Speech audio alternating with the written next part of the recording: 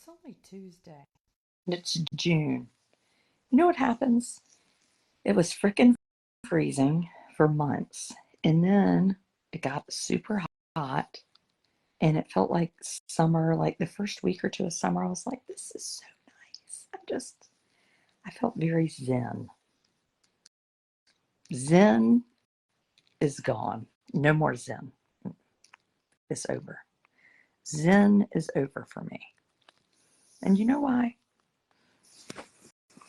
Because I have too many children.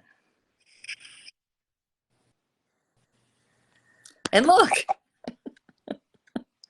there's someone else who knows how I I feel. do. How are you doing? I'm good. I hadn't seen you in years. I was just telling somebody the story of how we met. Oh, I want to hear it. Tell me. Mom too. I know. It really was good. And how we were Do you know what? having a blast. We did have real fun. You know what I remember most about it is that your husband was your handler when you came, and I thought that was wonderful. I love that you think that he could handle this. I just love that if my husband refuses to participate in anything at all, I'm trying. Oh, shush. No, I agree. It's he's not as involved as he used to be. We have a million and one things going on, but he is definitely still trying to handle me. Yes. But at this point, it's been proven that I cannot be handled. So we knew this. I could have told him that. Yeah. So how are you doing? It sounds like you're not enjoying summer break. It's broken you. It's broken me, and I'm only home with one child this week. Just one. And he's probably my easiest one. He's 17 and he's, first child. And I'm like, I'm exhausted. So this just goes to show it doesn't, no matter how many you have. Yeah. So what are your ages again? Because I think ours are really close. So 17. 15, 13, 9. Okay. So mine are 17, 14, gonna be 13. So they're literally in the same, age range. And are yours very busy this summer? What are they doing? So both my boys pole vault, and the oldest one is taking his. So I thought about this today when I was on I call them my angry middle-aged woman walks that I take during the day. Yes. Yeah. So I take these angry walks where I rant in my head and sometimes online and whatever.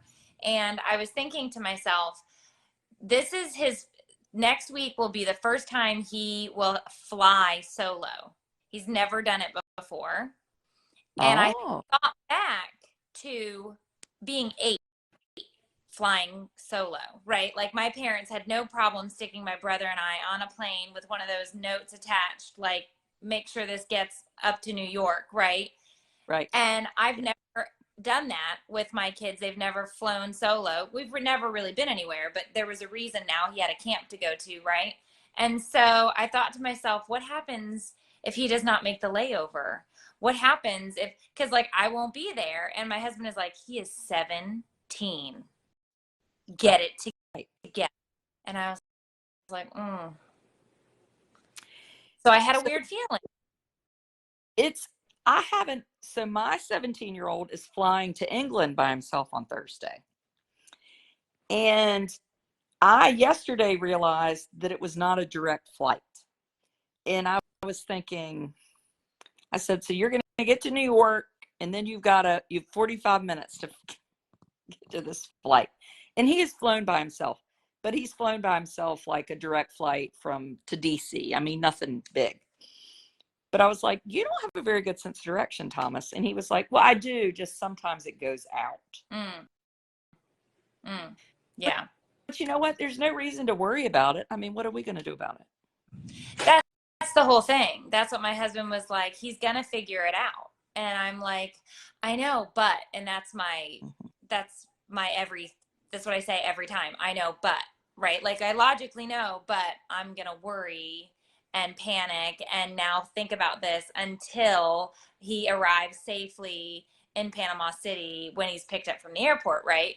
So, because that's what I always say. My grandmother said, my grandmother's so funny. She's like, I gave you the worry wart syndrome, and that's on me because I shouldn't have passed that on, but I am the one who like got all of it, right, from like the DNA. So, Yeah, and see, I'm not like that at all. It would, but Thomas says that because of that, whenever he goes to the airport, like I've put he and his brother on different flights or they've missed, he said you always screw it up, which is probably fairly accurate.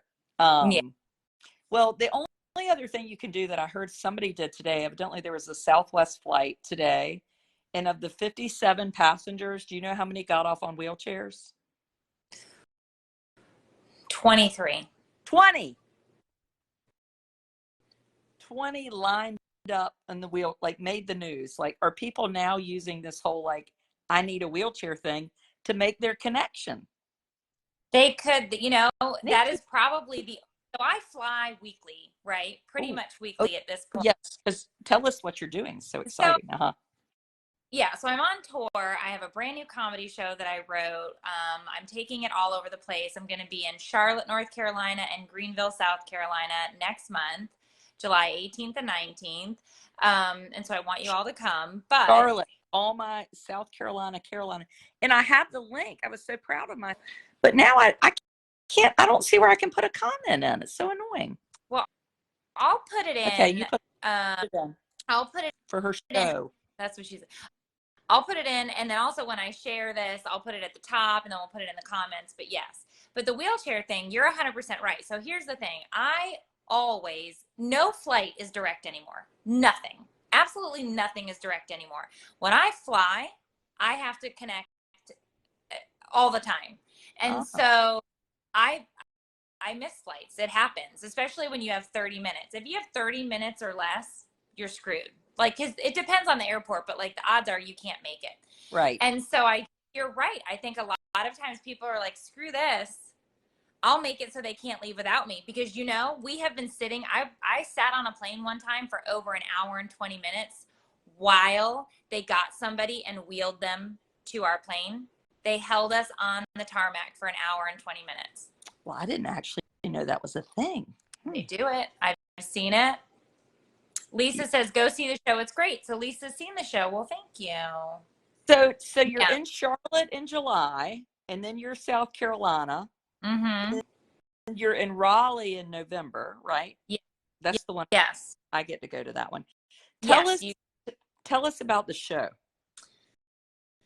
Oh, the show so it was funny because last year I toured with My Name Is Not Mom, which was 3 of us. And that show was written specifically to get you through the stages and phases of motherhood. So we had Tiffany, who had the littles, and I had the middles, and Dina had the older kids. And so when I came up with the idea for that show and I kind of asked them to be a part of it, there was a very specific model for the show, which was a comedy show, but it was a little more theatrical. And in the sense of there were times when we were together, there were times when we were apart, and so on and so forth. But I said, I'm going to take a year off after that because we toured for 18 months. We did 76 cities. I said, I'm going to take a year off. I need to kind of get grounded again. I need to just be in one spot. And I kid you not, I got home from the last show in November. By December, I was writing this show. And everybody's like, why? Because you just couldn't stand your family. And I was like, 50% that. And if we're being honest, the jokes popped into my head. I would be asleep and I would wake up and I just start writing things. And I was like, oh my gosh, I think I'm supposed to do this again. Right. And so I just started writing. This show is called The Mental Load. And it is like 99% marriage material, wife material, what it is to be a woman, a mom, the person who wears all the hats and does all the things. Obviously, the kids are in it to an extent, yes. But yeah, so it was the weirdest thing. I wrote it in a couple of weeks and I kind of put it together and I called my booking agent and I was like, I think I have another show. And so he's like, let me hear the show. And I was like, okay. And so I kind of talked to him about it, and he's like, I can sell that. And I'm like, great. So, Well, so that's what we're doing. you know, I find it, so I've never written, you've written some books too, right? Yeah. Yeah. A couple of So books. Adrian has not. Adrian, I've been working on a book proposal. Last week I was home alone. That's what I worked on. And somebody was like, is your book funny? I was like, no, it's not funny. I don't know if I know how to write funny.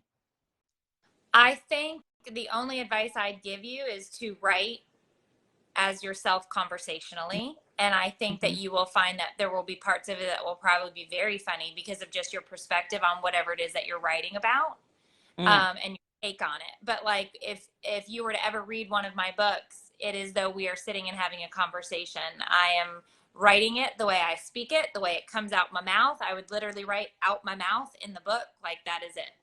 Well, I know I read your first book. Wasn't it That's Inappropriate? Did I make that up? The first book is called Scoop the Poop, Oh, no, and that was basically how I came to be. And the second book is called Ask Me What's for Dinner One More Time. And that's just a compilation of, they're basically just chapters with just essays. I write everything in like short, digestible bites. Stories. Like, I call them chapter books for moms. Right. Perfect. Yeah. But I mean, I think it depends. Iggy, I'm so glad you're here and you follow us both. I think it just depends on what topics you like, what you're proposing in this book. And I don't know that you're ready to share that yet, but when you are, I would just say that you got to think about who your target audience is, right? It's just moms, and what kind of time you have. And it's like, I loved that when I wrote the book, it was, you could pick up and open any chapter, and there are just those stories that pertain to that, and then you could put it down. It doesn't matter where you pick up the book. For me, that was my thought. And I think this book's just not going to be funny. It's just more, it feels right, like it's my story. But I'm trying to do the same thing, like just little niblets you could pop in here, because that's how I read a book. You know, I might carry the thing around for months on end. I don't need somebody to be like, what happened? You know, where is Almanzo, the long winter? Where's the hay? What's going on? No, I think, especially if you feel like it's sitting well with your soul, go there. Discernment. You got to go with your gut. And if that's how it feels and it feels right, then that's what I would do. Now, you do the show. How is it doing it by yourself versus doing it with two other people? Well, I have to be honest. It's a lot easier to schedule when you're just scheduling yourself, because that was a tough thing towards the end, because everybody has, you know, we all had I had 3 kids on our own. Then you had their activities. Then you have the things you're doing, and it was just, at the end, it was just a lot of scheduling of trying to figure out things and moving things and. And I knew this coming up year is my kid's senior year of high school. So I was like, okay, I'm planning everything around senior events.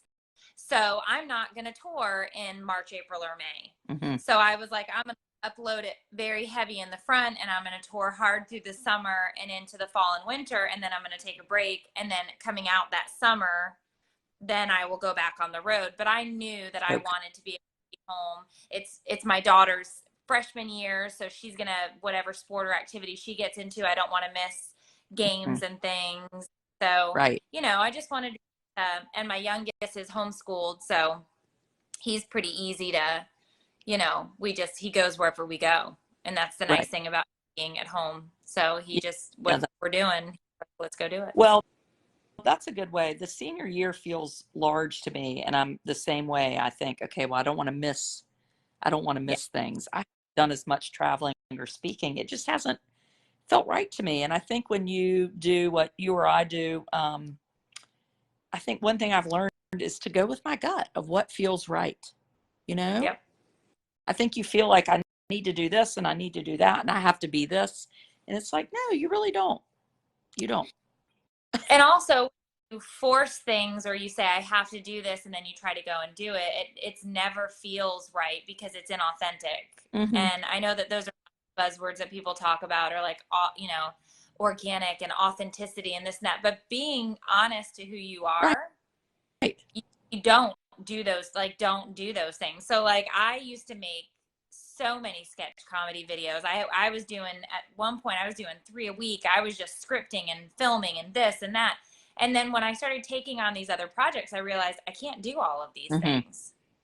I can't make a video every week. And so my husband will be like, I haven't seen you do a video in a while. Do you want to do a video? And I'm like, when I want to do a video, I'll do a video. Like I can't make it up. Like it's not a, I do rant stuff and, you know, I scream about grapes and all sorts of weird things on the internet. But unless it's something that's happening in the moment, to me, it's like, that's not, you know what I mean? That's not, like, I can't plan that. Like I can't plan.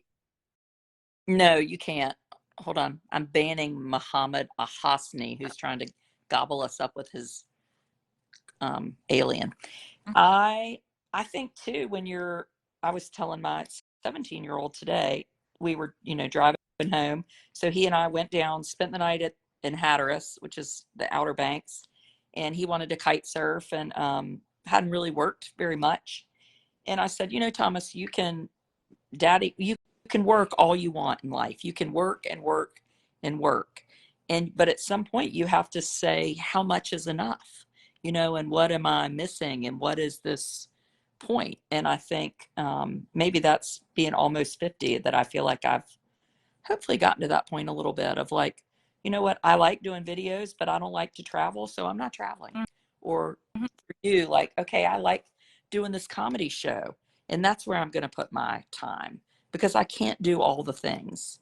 And I think women, I still think there's this part of women, or of me at least, where I feel like there's some pushing, like do it all.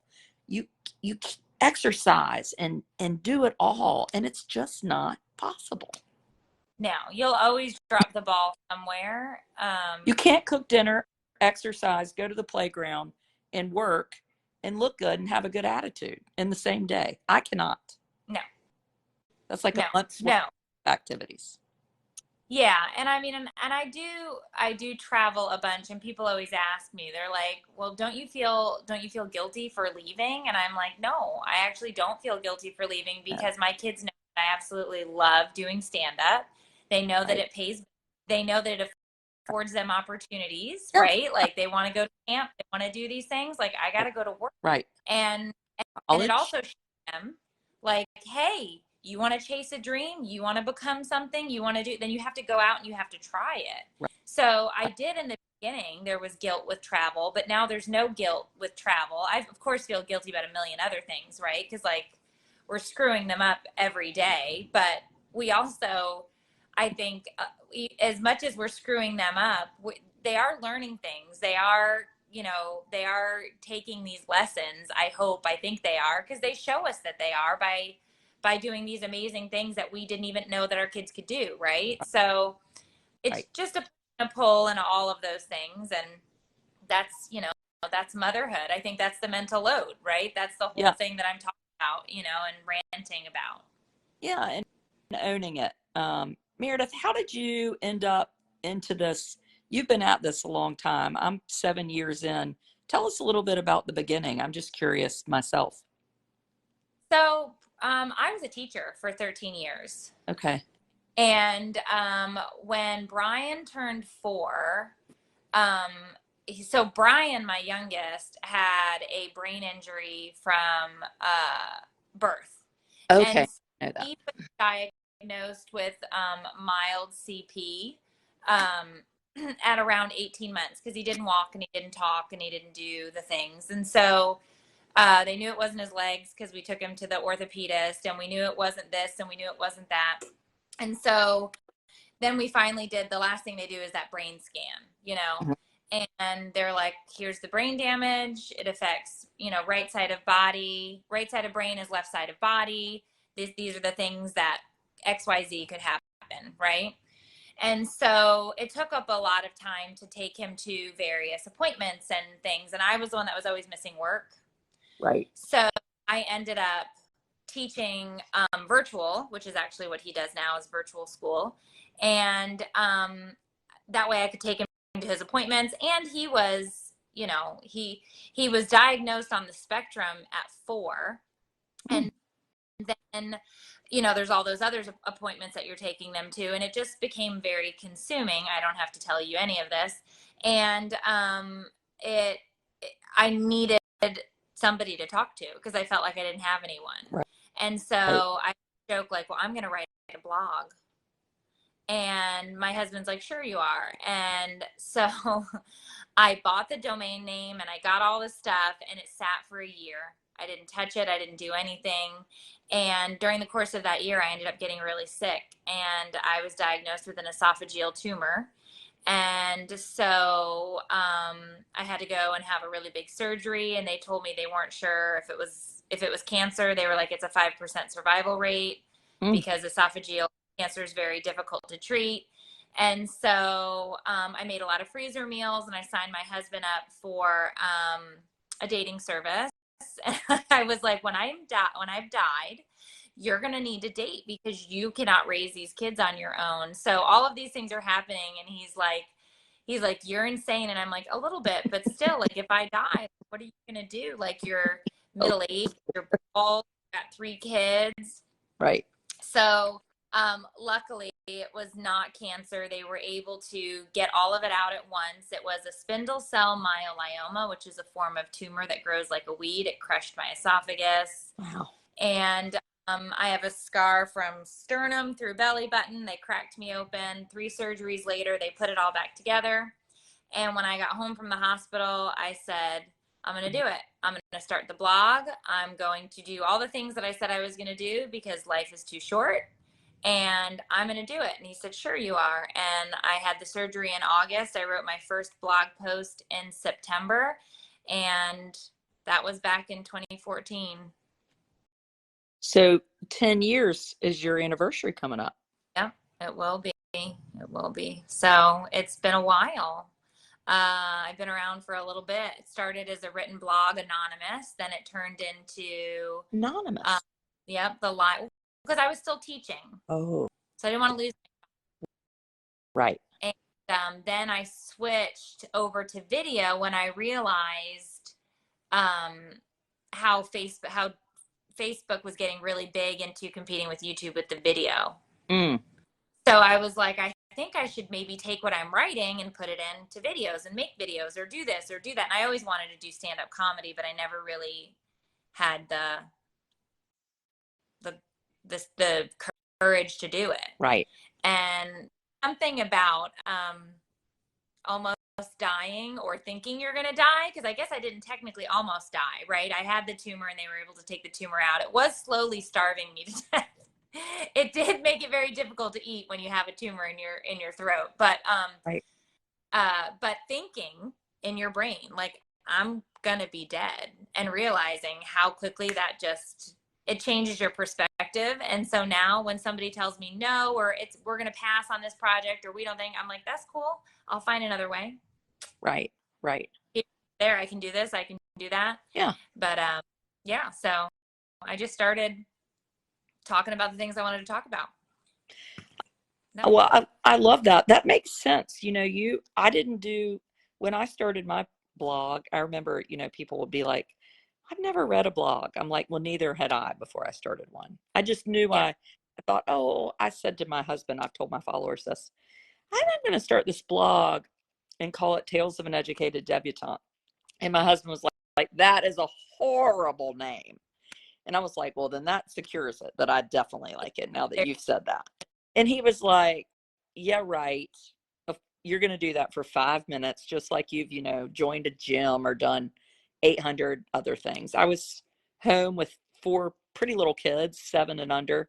Yeah. And, but Amos was 2 at the time. And I was just terrified with fear of, I knew I'd had this 4th child who was not the child I had ordered.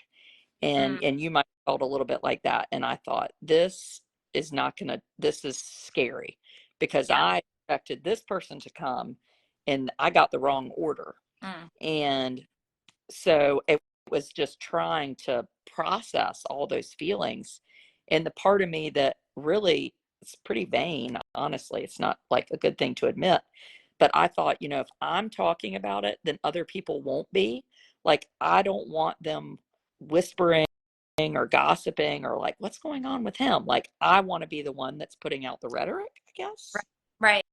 No, I know exactly what you're talking about. And our journey with Brian has been different because he was diagnosed on the spectrum at 4, and then his diagnosis was taken away Right. about a year and a half ago. And he was put on, they call it, basically it's mental health, where they're watching to see for what's coming. But basically, it was very strange. So for us, we had a lot of like explosive behavior issues and very impulsive behaviors and different things like that. But they're like, he's not on the spectrum, but he's definitely, we have, especially with our family history of having some individuals who have bipolar and different things. So they're like, we have to watch for this. Right. And so hard left that we weren't ready for, because I was like, no, you gave us. No, you said this. Yeah, right. And now you're taking right. it. And that was very strange, because at first you don't want it. Then you have it, and there's some safety in having it because you feel like there's some roadmap or some set of directions. Then they take it away and you're like, what are we doing now? And so, I think what you do is great, because you should be talking about it, because there are others who, you're putting a roadmap together for those individuals in a sense, right? I mean, I love, Kate is a very good friend of mine, and Kate, you and Kate are together all the time. Like, I just, you guys are beacons, you're lighthouses. And, my good friend, Tiffany Jenkins, Lighthouse, right? Like, you're what I call lighthouse people. And that's so necessary, because your story isn't for you. Your story is for someone else. And so that's what I love about it. Well, thank you. Well, I think that's what we're all doing. I think it's like, do you get a lot of pushback, Meredith? Like, why are you doing this? Why do you get pushback like that? And if you do, does it bother you? No, I always say I do it so that I say it because the others aren't, right? Like, I'll say it so you don't have to say it. Like, that's why I do it. And people can push back, but that's, I know, because in my inbox, I have people who message me and they're like, I needed to hear that today. I'm so glad you talked about this today. I can't believe we had this conversation in your live, because, it's just like people say, I sat in church today and the preacher was talking to me. And it's like, well, of course, like that's what is supposed to be happening for us. So, it's what I love about our podcast that we do. It's what I love about going live and being with people. When we do have events like Mom Tour, these other things, and we get to meet and be together and do these things.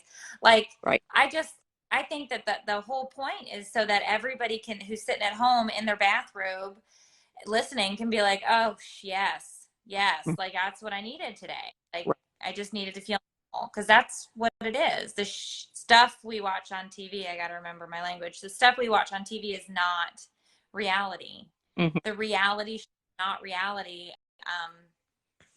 That's not the way people live. I mean, normal people, I say. And when I say normal, I'm talking about the not 1%ers who have their own reality show. Everybody else. Right. I love Tiffany Jenkins too. Yeah. And I think somebody earlier was like, I think on this blog post, I banned them. I've gotten really into banning people. She's addicted to doing video. And so I feel like a lot of times I am explaining myself, and I know I don't have to. What? They say that about you? You're addicted to going live? Yeah, like tonight, like but all the time, you just get these messages, like, just could be a zillion things. And I explain myself, and then I'm annoyed at myself for explaining myself. But then there's like this part of me that one, I do enjoy it.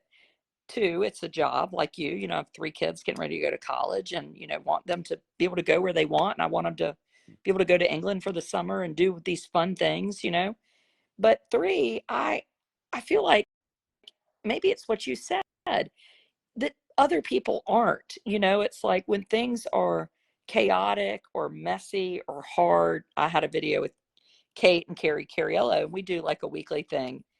And I like boo-hooed on the video, which is very unusual for me. I was tired. It was kind of like a perfect storm of things. And people were like, oh my God, we got to buy her dinner. Like she's dying over there. And I was like, no, I was fine once I cried, but you have to, like, that was not easy to do that and to let that side of myself be seen. But I think people need to understand, like, this is normal, Right. it's normal. And when people react so vehemently against it, it worries me, but inspires me to think, boy, you've got to do this more, because people can't take it. They cannot take real feelings. I mean, you're 100% right. I think when I think back to the last 8, 9 years, I mean, you got to remember too, people have watched our kids grow up. Like they've seen, like, because I meet these people, right? I go to shows, I meet them, and they're talking to me about my kids, and they intimately and personally know my family. And they're like, oh, do you remember when, Matthias had his first date and he bought that llama, that girl, that stuffed llama, and she then dumped him the next week. Like, they bring up this stuff from like 8th grade, right? And the kid is a senior. Right. And I'm like, oh my God, you've been around a while, like, yeah, like that was a tough one, or when I lost my dog last year. And I couldn't get on a live and not cry for almost a solid month. Like, because it's like people know, like, they're like, they're sending me things to the house. They're sending me gravestones with my dog's name on it, right?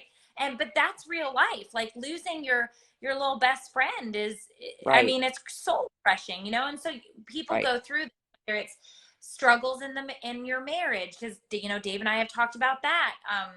We've been because people have asked us, why don't you guys have a marriage podcast? And I was like, oh, that's a death sentence. Like, I would not do that. Terrible. Sorry. I was like, that's the last thing we need. Okay. I was like, it will end so quick. I was like, no, God. we're good. Like, I'm not giving anybody marriage advice. Like, that's the last thing I'm about to do. I always say our parenting podcast with Tiffany and I is advice-ish, advice light. Like, please don't take it. Right. Like, advice light. Light for sure. Right. But I mean, this is the real stuff. This is the stuff that we're all kind of going through, whether it's in your marriage or with your kids or with your work or with whatever you're doing. And no, I don't think there should be an apology for that. I think there should be, it's just, you're living your life. It just so happens that we live in an age now where you're recording it or streaming it. And the fact that that's opened so many doors to helping other people, mind-blowing, right? Like, I mean, you don't have to, I mean, we all feel a bit of a need to, I think, explain, because people will get on lives and they're like, why don't you get a job? And I'm like, I have 12 jobs. That's a good answer. I have 12 jobs. Do you talk about in your comedy show? My comedy show is so funny because sometimes I have an opener who travels with me, and she's like, wow, every time she's been to like 4 or 5 shows now. And she's like, every show is so different. And I'm like, that's because I can never remember what I'm supposed to say. And she's like, it's so good because it's always a different show. She's like, you have, a lot of the same jokes, but it's always a different show. I said, because I have no fucking clue, frickin' clue what I'm doing. I've been suspended by Facebook for years. It doesn't matter. I have no idea what I'm doing. I was like, but that's the best part of it. Because you don't know. Like, I opened up last week's set talking about the submersible. I was just like, I said, everybody has been glued to their TVs. It was a Saturday show. And so I was like, that they were trying to recover it. They knew that there was the implosion. And I said, I just want to take 2 minutes before we get into the show today, just to talk about how weird the internet is and how people went one of 2 ways. They were trying to crucify the people that got on the submersible and make jokes about them, or say, that's what they deserved. Or there were people who had some grace and they were worried and they were watching this because their moms or their they're just human beings and they have empathy. But it went one of two ways. Right. It was just right down the middle. And so I was just sitting there, and I started the show, and I was just like, and I talked about it, and it's not that there was a joke related to it at all, but I was like, we all sat glued. So I'm going to talk about this for 2 minutes, and then we'll get into it.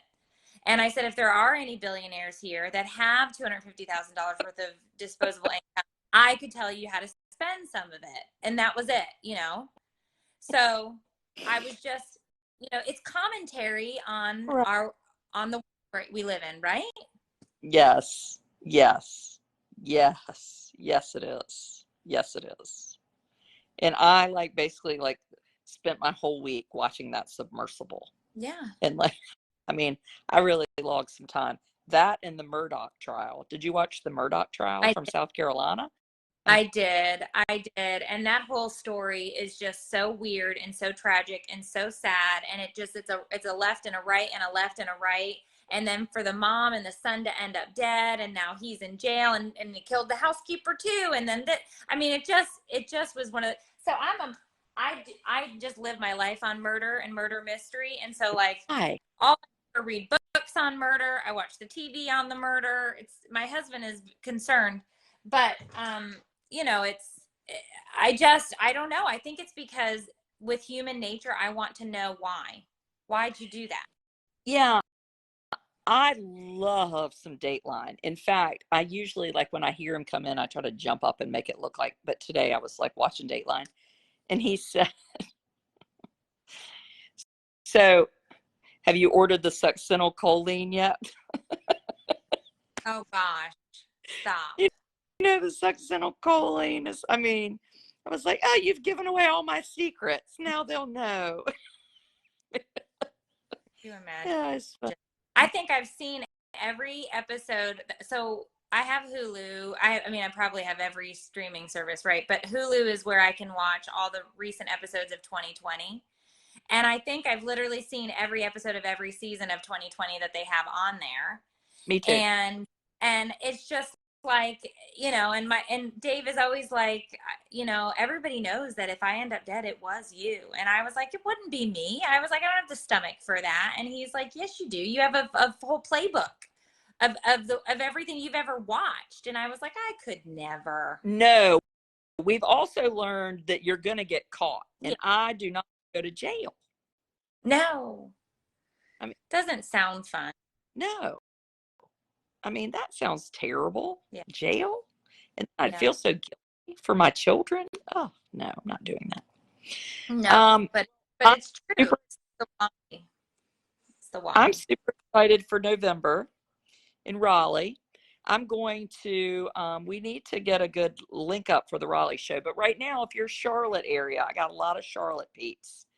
Charlotte is your friend, and so is South Carolina. So Meredith's going to put her link up for her show. Yeah.